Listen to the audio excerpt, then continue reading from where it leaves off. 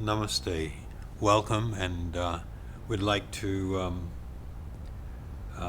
continue with this particular series from the Vision of Eternity and 8 life lessons from the Bhagavad Gita.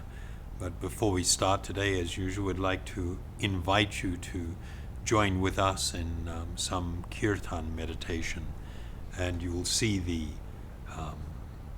mantra displayed on the bottom of the screen. I invite you to join with us. I will lead, and you can respond with the other people that are here with us today.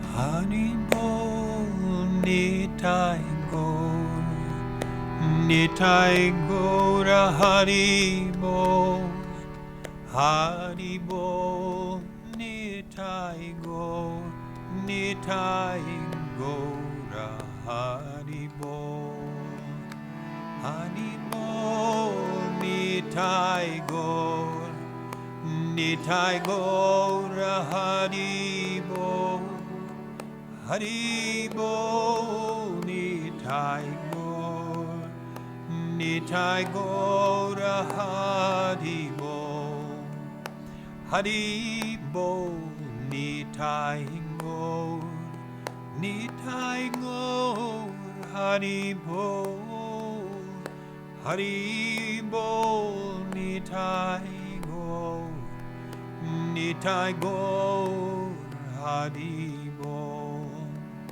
Hari Bol Nitai Gaur, Nitai Gaur Hari Bol, Hari Bol Nitai Gaur, Nitai Gaur Hari Bol, Hari Bol Nitai Gaur, Nitai Gaur Hari Bol, Hari Bol Nitai Gaur, Nitai Gaur Hari Bol, Hari Bol Nitai Gaur, Nitai Gaur Hari Bol, Hari Bol Nitai Gaur, Nitai Gaur Hari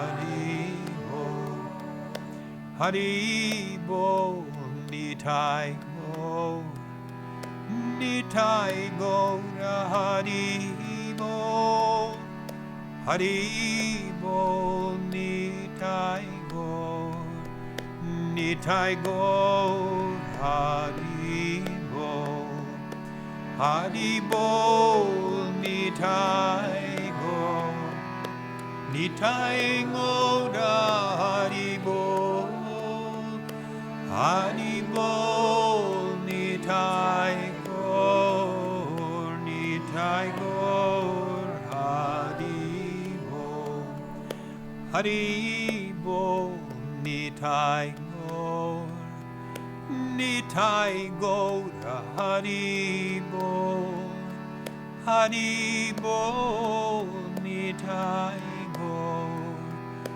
Nitai Gaur Hari Bol, Hari Bol Nitai Gaur, Nitai Gaur Hari Bol, Hari Bol Nitai Gaur, Nitai Gaur Hari Bol, Hari Bol Nitai Gaur, Nitai Gaur Hari Bol, Hari Bol Nitai Gaur, Nitai Gaur Hari Bol, Nitai Gaur, Nitai Gaur Hari Bol, Hari Bol Nitai Gaur, Nitai Gaur Hari Bol.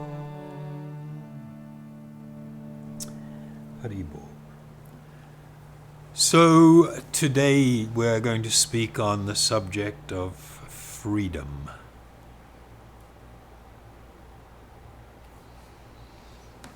When we speak of freedom, it's generally, I think for a lot of people, perceived or understood in a couple of different ways. One has to do with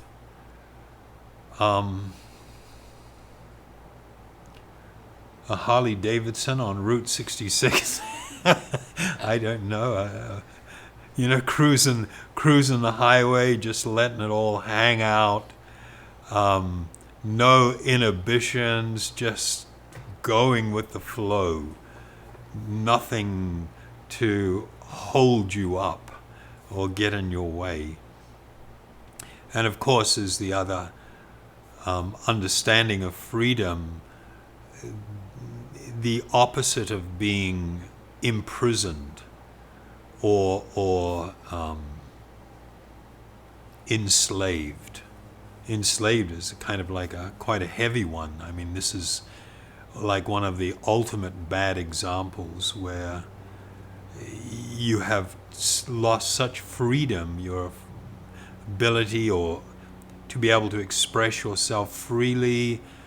You don't have your own time. You must work according to someone else's demands or dictates, where you've actually become somebody else's property or chattels. This is, the most cruel loss of freedom for many people. If we look to the dictionary, they generally give two main definitions of freedom. One is the state of not being imprisoned or enslaved. So you're getting a negative. The state of not being imprisoned or enslaved is freedom. And then the second definition is the power or the right to act, speak, or think as one wants without hindrance or restraint. To be free to act, speak, and think as one wants without any control. That this is freedom. Well, I'm gonna have to give you some bad news. And that is actually not necessarily freedom.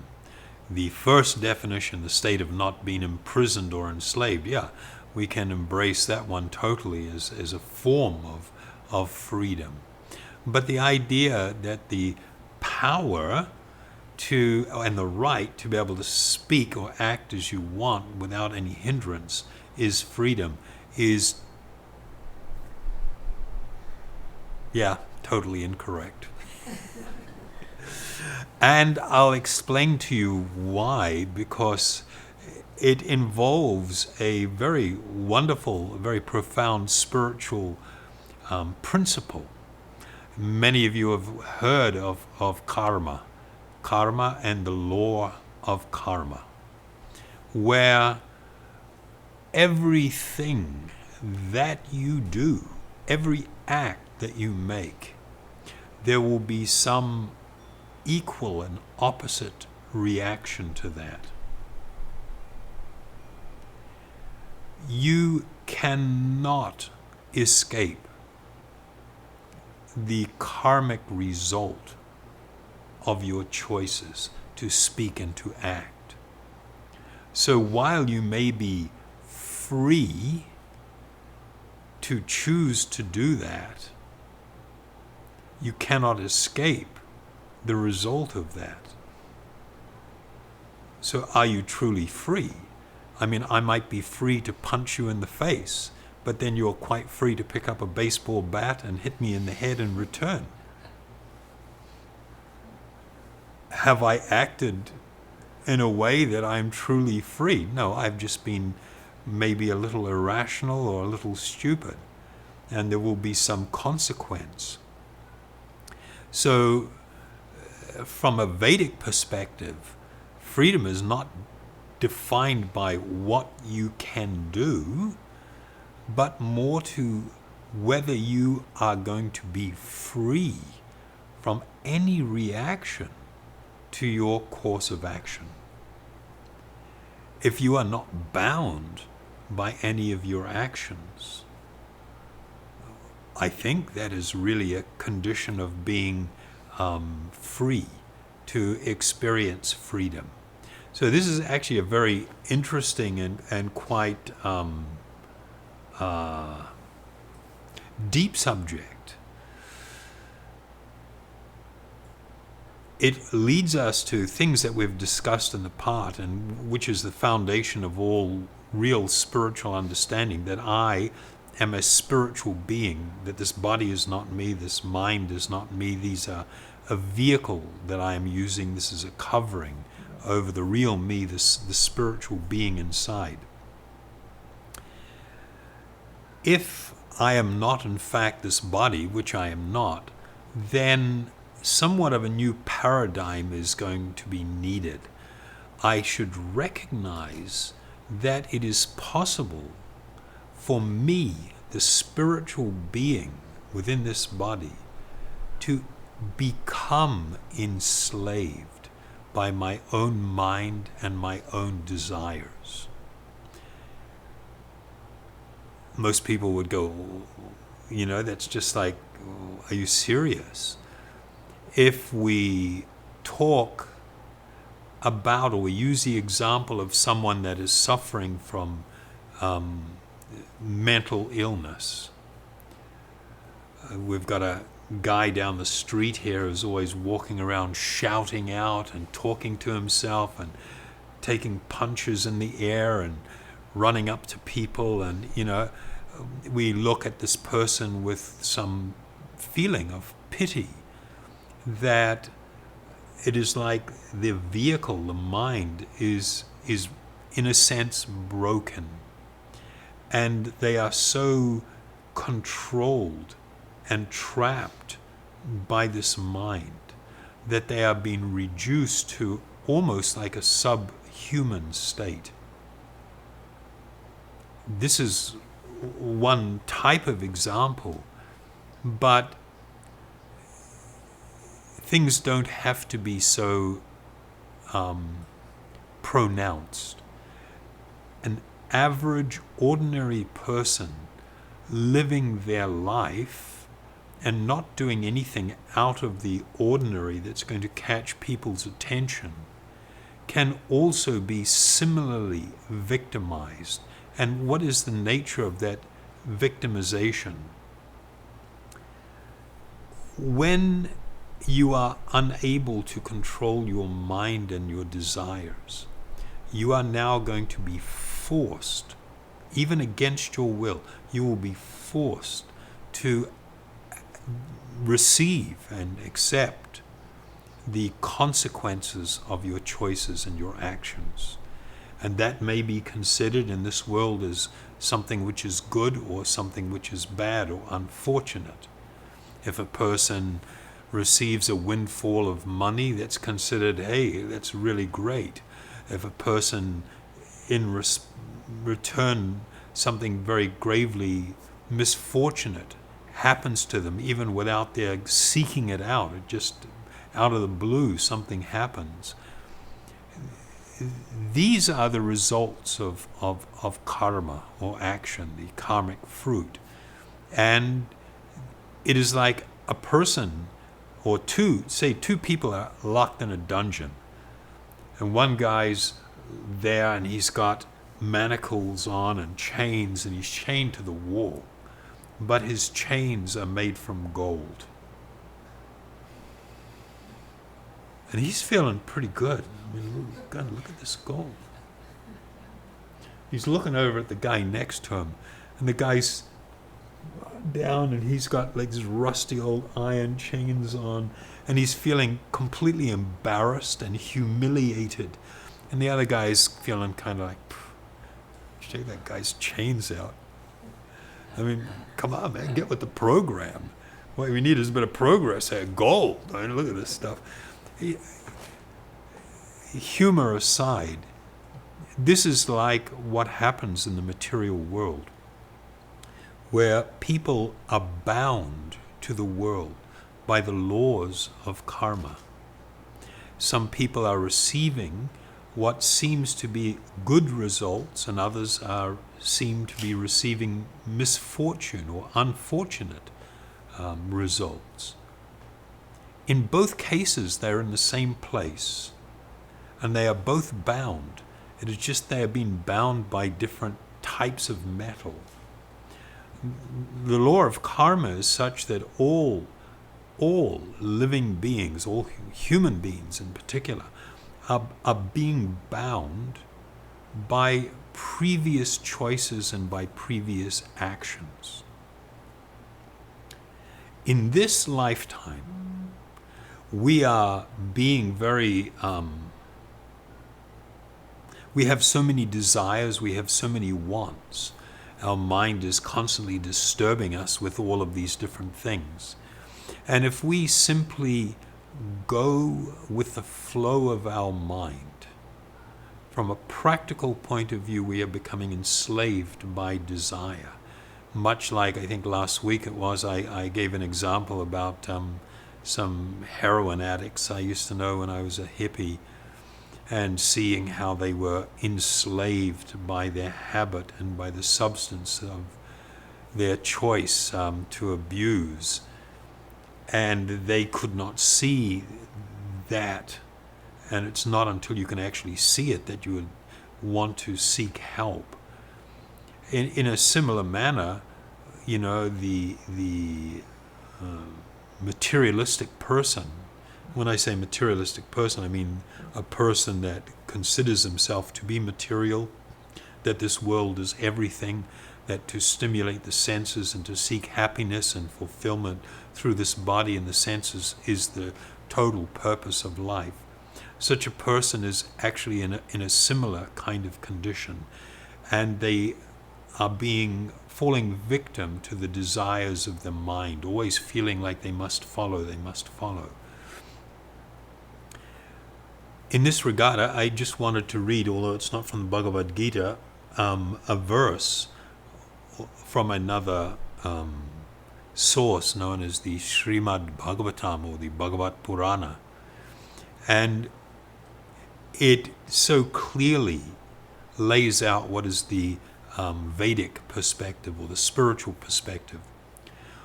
One who is enriched with good qualities is actually said to be rich, and one who is unsatisfied in life is actually poor. A wretched person is one who cannot control his senses, whereas one who is not attached to sensual gratification is a real controller, or someone that is in control. One who attaches himself to sense gratification is just the opposite. Such a person is a slave. I mean, this is quite a uniquely different perspective from what most people are taught and what we're accustomed to growing up in this world and the society in which we live. So we have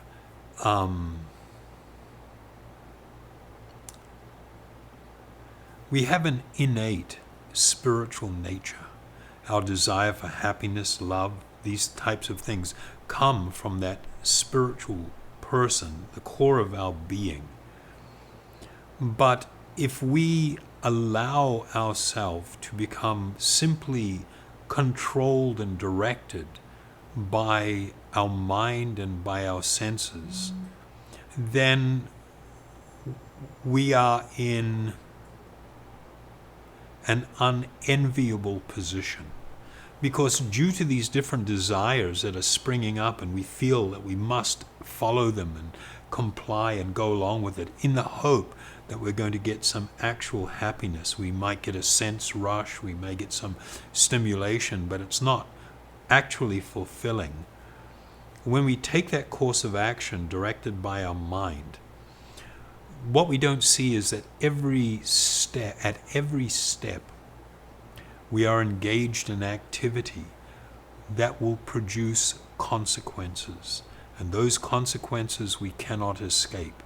They come to us in the form of the fruit of karma phalam. This condition of being completely overwhelmed and being so strongly directed by the mind and the senses, and losing our sense of actual spiritual identity and the pure state of our consciousness, now being in this very contaminated state, is spelled out very clearly in the Bhagavad Gita, in the 3rd chapter, 39th verse. It says, "Thus, the wise living entity's pure consciousness becomes covered by his eternal enemy in the form of lust or intense desire, which is never satisfied and which burns like fire." I mean, it never fails to... It's shocking to actually read this verse and to contemplate on it and to think about it. I mean, there's a lot of things going on here. First, the very nature of material desire.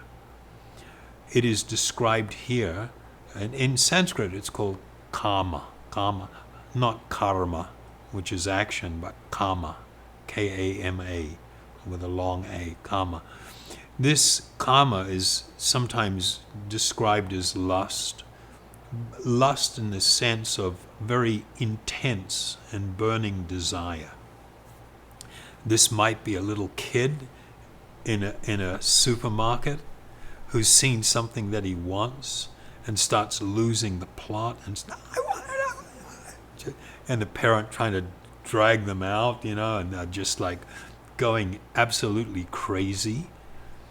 This condition is a condition where a person has been overwhelmed by intense desire. It may appear in so many different forms in life, even as we age, and it manifests in different ways. But this intense desire is never satisfied, and it burns like fire. Burns like fire means there's this constant agitation and never satisfied. I mean, sometimes people relate to lust in relation to sexual activity, where somebody has a very strong, intense desire, and they seek to fulfill that desire, and they feel that some form of sexual orgasm is going to be a fulfillment. The reality is, you are not fulfilled, you are never fulfilled, and your attempt to fulfill this desire simply is, again, like putting gasoline on the fire, which it burns now hotter and brighter and stronger. So this karma or lust or intense desire, manifest in so many different ways, is categorized here as the eternal enemy of a person. Eternal enemy because when we are in its grips, we become impelled to act. There's another verse in the Gita where Krishna responds to Arjuna. He had asked, by what is it that a person is impelled to act even against their own will? And this description, this answer is now provided. So by simply acting on the desires of the mind and the desires of the senses,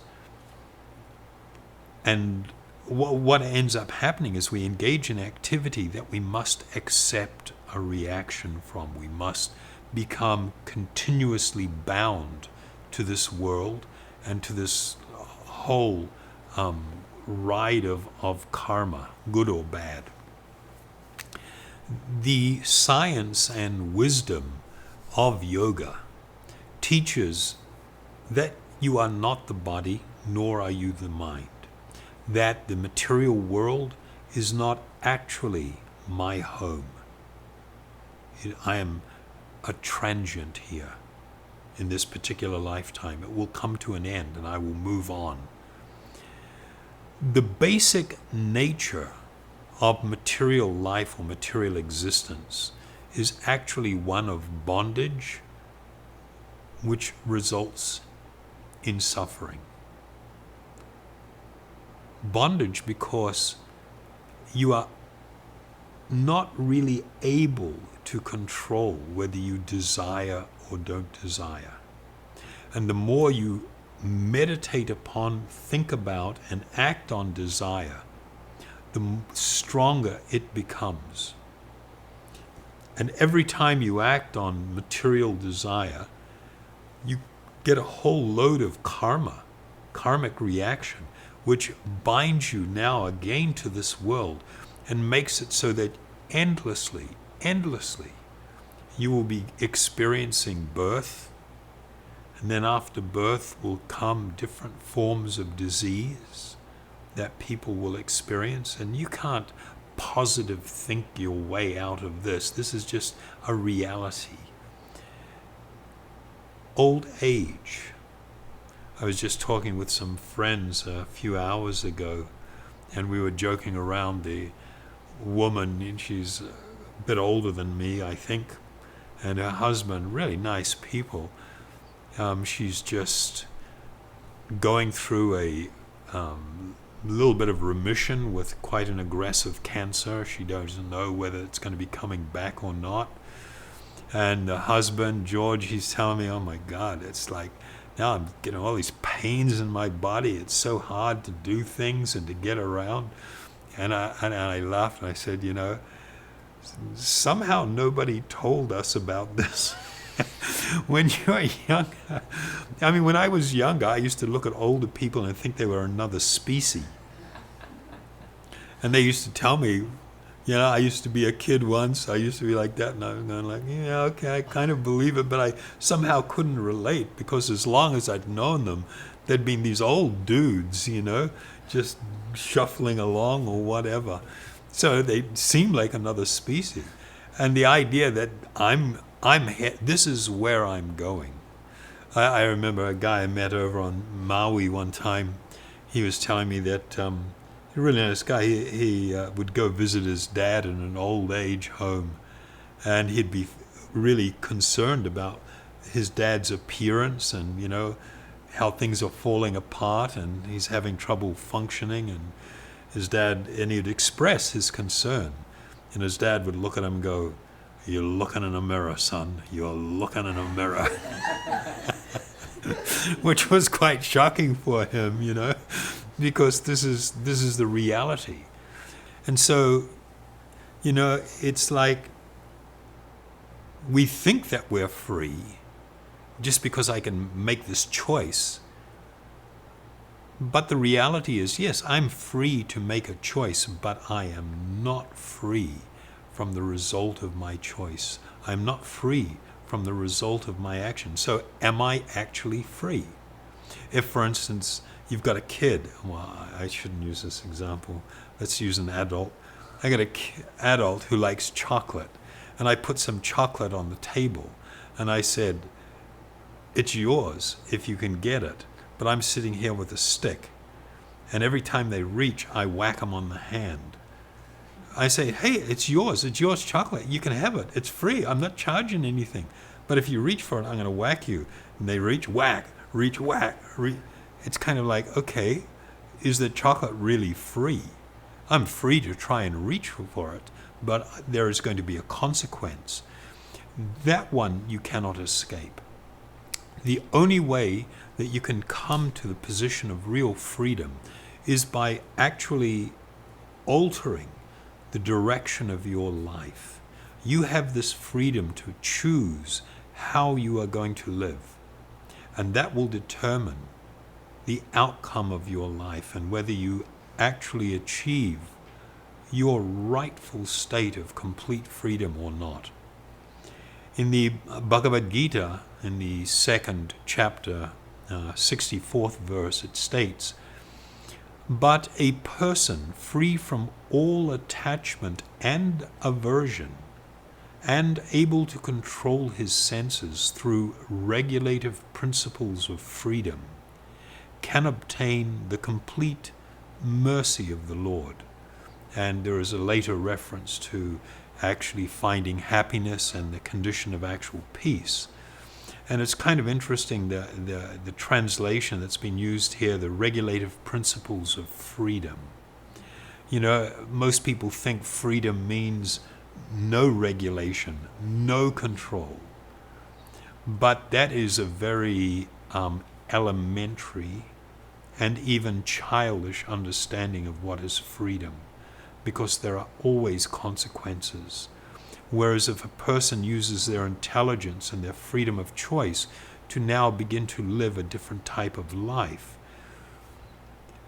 they can become free of all material suffering and all material conditions. The Sanskrit term used here is Vidheya Atma.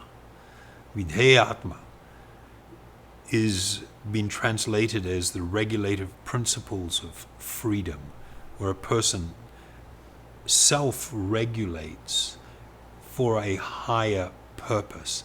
I mean, if anybody wants to excel in anything, look at athletes. Athletes are incredibly disciplined.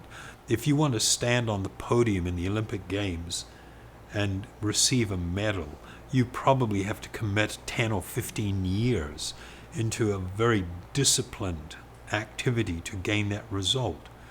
In a similar manner, if you want the ultimate result, which is to be free from all material inebriety and to experience true happiness, then it is necessary also to be disciplined and not just become controlled and dragged around by your mind and senses. These principles are often spoken to in the yoga system by Patanjali in the terms yama and niyama. And perhaps at another time we can speak about that.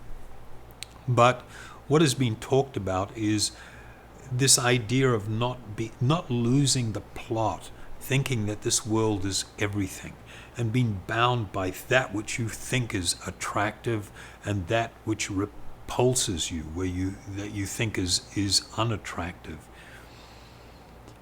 Another verse from the Bhagavad Gita: "One who neither hates nor desires the fruits of his activities is known to be always renounced. Such a person, free from all dualities, easily overcomes material bondage and is completely liberated, O mighty armed Arjuna."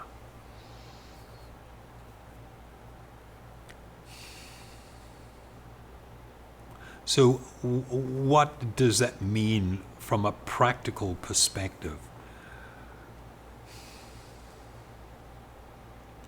You can either get totally lost in this life, in this world, and chase your dreams and be forced to accept the consequences, which in accepting that leads to another course of action with another series of results, which then leads to another course of action, another series of results, and this just goes on unlimitedly. Or you can live in this world finding a way by which you can actually become liberated, is the term. This is the true meaning of liberation, to become free from the controls of the material world and material nature. And it entails rising above what is described as the dualities. Dualities in this world: if you've got heat, you're going to have cold. If you've got happiness, you're going to have distress. If you have youth, you are going to have old age. Endless dualities. Everything comes, every coin has two sides to it. You cannot get half a coin where you've just got one side, the good stuff. I'm sorry, the bad stuff comes with it. It is the nature of this world. Some people go, oh, well, we should learn to accept and embrace all the difficulty and pain, because then it makes us appreciate more the happy moments. And I'm sorry, I'm not buying that one. That doesn't sound very intelligent to me. Not that I am intelligent, I am not. But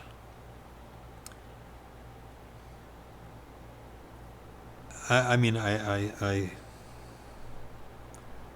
was listening to this interview one time, this woman, and she was talking about how she likes to have a positive outlook on life. And she said every day she makes it a point to search out that one positive, happy thing, and always be on the lookout for it, to try and create it or to try and seize it when it arrives. And if you can find that positive, happy thing and embrace it, it makes the rest of the day completely tolerable. And I'm like, that doesn't sound like a very good formula. You know, looking for one moment of happiness so you can tolerate the rest of the day. So if we want to consider a state of actually being liberated, completely freed from all the suffering that exists in the material world, and I'm sorry, you cannot positive think everything away. The difficulties that you can be faced in this world is not just a result of negative thinking. This is not a very mature understanding. Out of the blue, you can be the best, the goodest, the most positive person. And I tell you, out of the blue, you are going to be hit by things. But how could that happen? I've been so positive and I've been so good, and I'm not doing any bad. That doesn't mean you haven't been like that in the past. How do you know what you were like previously, in a previous lifetime or previous lifetimes? You have engaged in unlimited amounts of activity, and the results do not always come within that same lifetime that the acts were performed. They can carry over to future lifetimes. So you can be as positive as you want. You can be whistling and skipping down this road and suddenly get hit by a bus that jumps the curb and slams you on the sidewalk. And everybody goes, oh, they didn't deserve it. They were such a good person. How do you know what do you mean by they didn't deserve it? I'm not saying that anybody deserve suffering. No, that is not a good way to look at things. But it is, the laws of karma are inescapable. How should we live our life? How to come to the position of being actually liberated, to experience the reality of true freedom? Well, the guidance is given, again in Bhagavad Gita. Those who are beyond the dualities, and when it says beyond the dualities, it doesn't mean that a spiritual person it doesn't rain on them, or there's no thunderstorms around them, or that their body is not going to die. No, all of that is going to happen. To be beyond the dualities means that this does not shape your life. It doesn't drive you. It is not directing you in your life. One who is beyond the dualities that arise from doubt, whose minds are engaged within, who are always busy working for the welfare of all living beings, and who are free from all sins, achieve liberation in the Supreme. So what is described here is in summary what it means to be a spiritual person. If this is not what is defining your life, then you may have an attraction for the spiritual.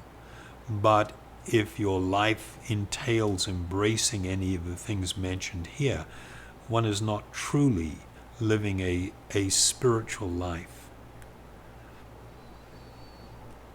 In conclusion, I would just like to add and read from 3 or 4 verses rather from the Bhagavad Gita. In these verses, Krishna speaks of a stage of perfection, even while residing within this body, within this world. This state of perfection is characterized as the condition of samadhi. Samadhi is something that is often misunderstood. It's often equated with a person who is sitting perfectly still, eyes closed or mostly shut, who can sit in that state for many hours and whose mind is not like, a bunch of wild monkeys their mind is perfectly focused and still. This is actually not a very developed understanding of samadhi. Samadhi speaks to a state of very fixed and an immersed consciousness.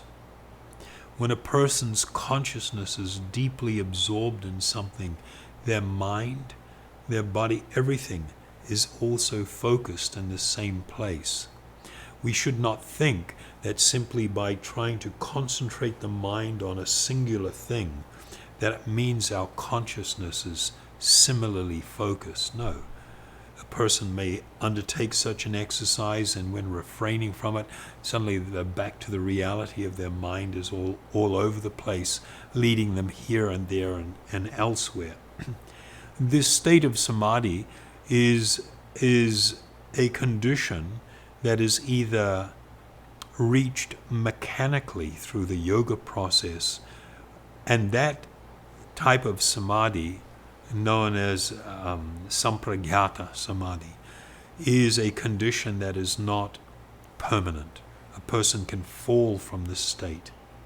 There is a spontaneous condition which is called asampragyata samadhi, and it arises because a person is simply, they have totally given their heart of hearts to the Lord of their life.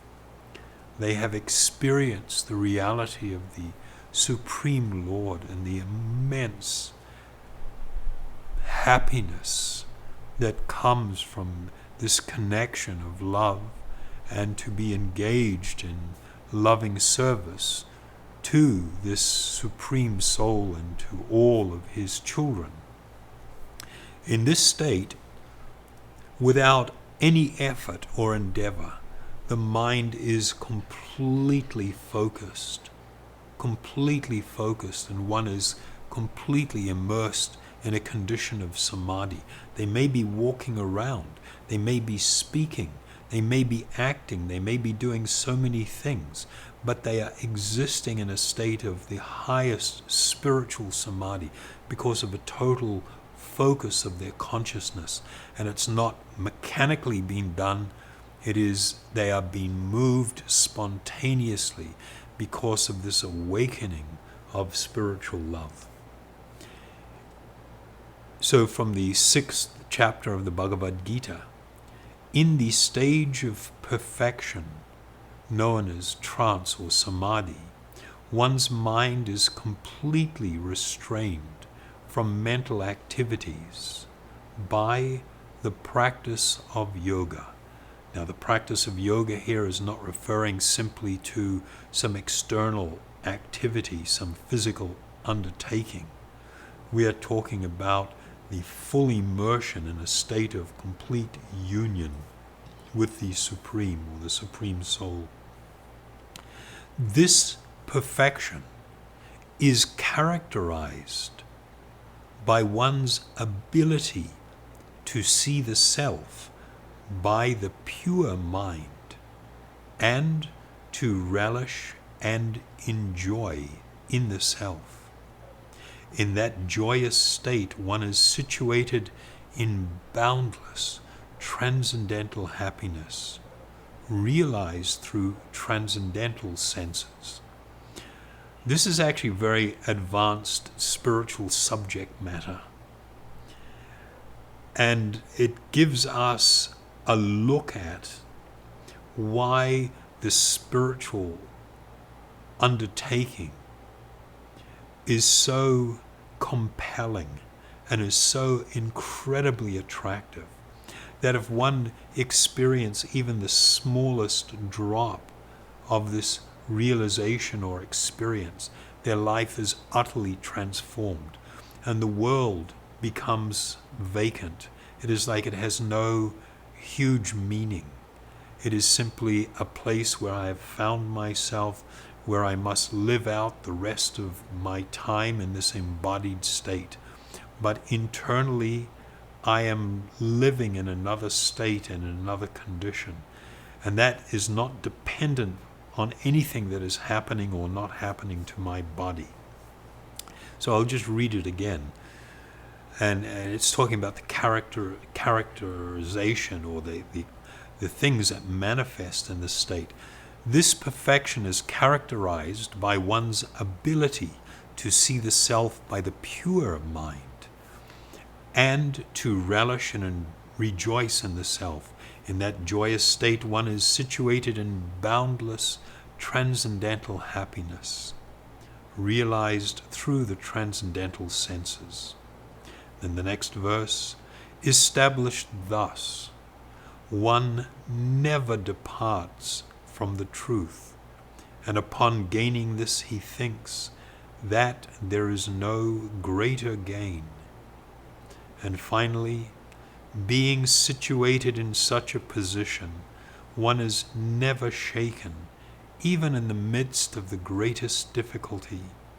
This indeed is actual freedom from all miseries arising from material contact. How's that? Inspiring? It's overwhelming. It is so inspiring. It is so attractive.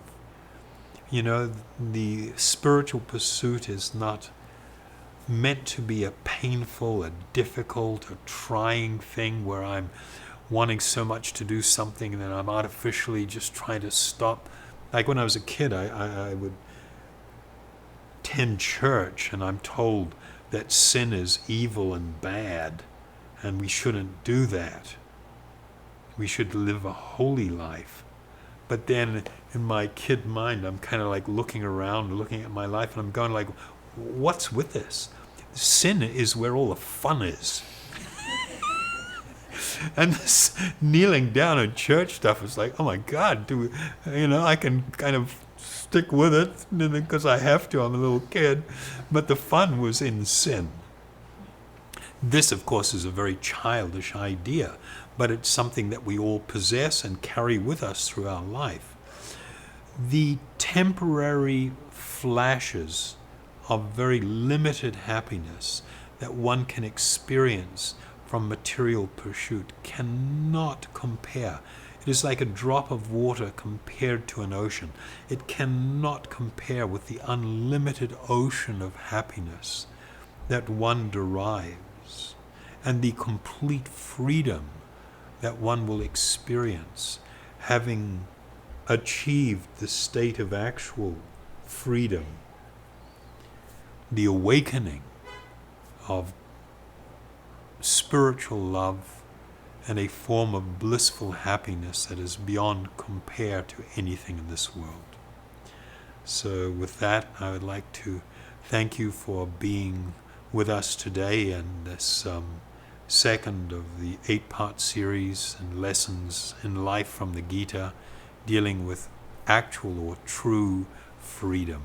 And I am hoping and begging that you will contemplate and consider the spiritual message which is being delivered to us, and to take advantage of this wonderful opportunity. Thank you very much.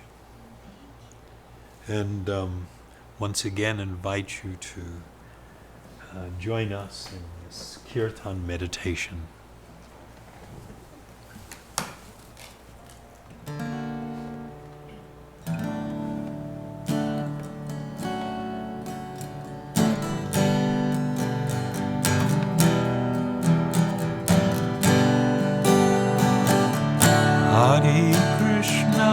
Hare Krishna, Krishna Krishna, Hare Hare, Hare Rama, Hare Rama, Rama Rama, Hare Hare, Krishna, Hare Krishna, Krishna Krishna, Hare Hare, Hare Rama, Hare Rama, Rama Rama, Hare Hare, Hare Krishna,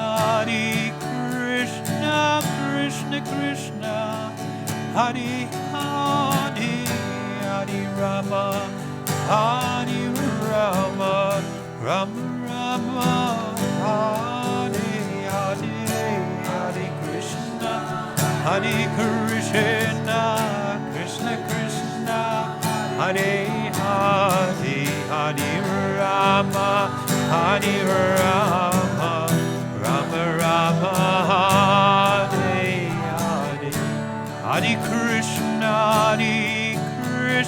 Krishna Krishna, Hare Hare, Hare Rama, Hare Rama, Rama Rama,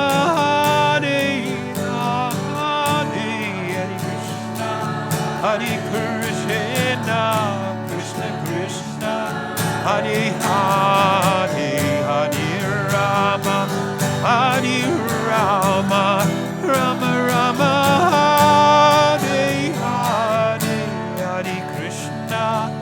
Hare Krishna, Krishna Krishna, Hare Hare, Hare Rama, Hare Rama, Rama Rama, Hare Hare,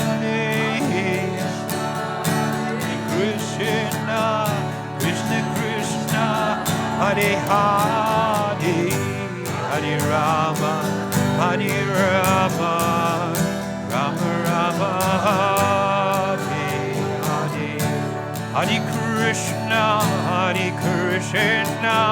Krishna Krishna, Hare Hare, Hare Rama, Hare Rama, Rama Rama, Hare Hare, Hare Krishna, Krishna Krishna, Hare Hare, Hare Rama, Hare Rama, Rama Rama, Hare Hare, Hare Krishna, Krishna Krishna, Hare Hare, Hare Rama, Hare Rama, Rama Rama, Hare Hare, Hare Krishna, Krishna Krishna, Hare Hare, Hare Rama, Hare Rama, Rama Rama, Hare Krishna, Krishna Krishna, Hare Hare, Hare Rama, Hare Rama, Rama Rama, Hare Hare, Hare Krishna, Krishna Krishna, Hare Hare, Hare Rama, Hare Rama, Rama Rama, Hare Hare, Hare Krishna, Krishna Krishna, Hare Hare, Hare Rama, Hare Rama, Rama Rama, Hare Hare, Hare Krishna, Krishna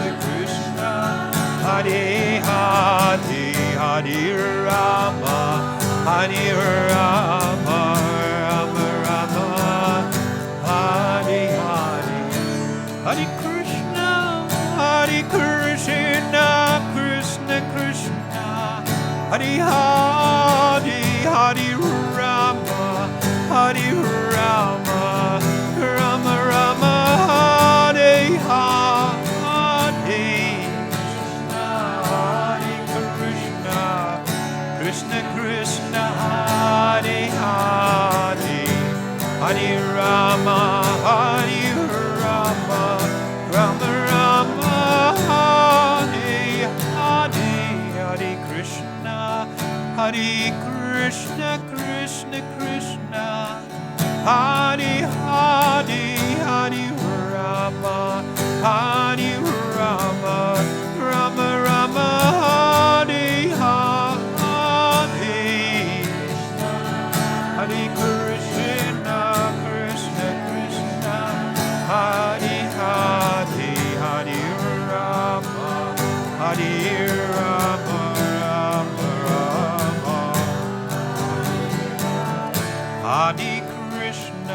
Hare Krishna, Krishna Krishna, Hare Hare, Hare Rama, Hare Rama, Rama Rama, Hare Hare, Hare Krishna, Krishna Krishna, Hare Hare, Hare Rama, Hare Rama, Rama Rama, Hare Hare Krishna, Krishna Krishna, Hare Hare, Hare Rama, Hare Rama, Rama Rama, Hare Hare, Hare Krishna, Krishna Krishna, Hare Hare, Hare Rama, Hare Rama, Rama Rama, Hare Hare, Hare Krishna, Krishna Krishna, Hare Hare, Hare Rama, Hare Rama, Rama Rama, Hare Hare, Krishna Krishna, Hare Hare, Hare Rama, Hare Rama, Rama Rama, Hare Hare, Hare Krishna, Krishna Krishna, Hare Hare, Hare Rama, Hare Rama, Rama Rama, Hare Hare, Hare Krishna, Krishna, Hare Hare, Hare Rama, Hare Rama, Rama, Hare Krishna, Krishna Krishna, Hare Hare.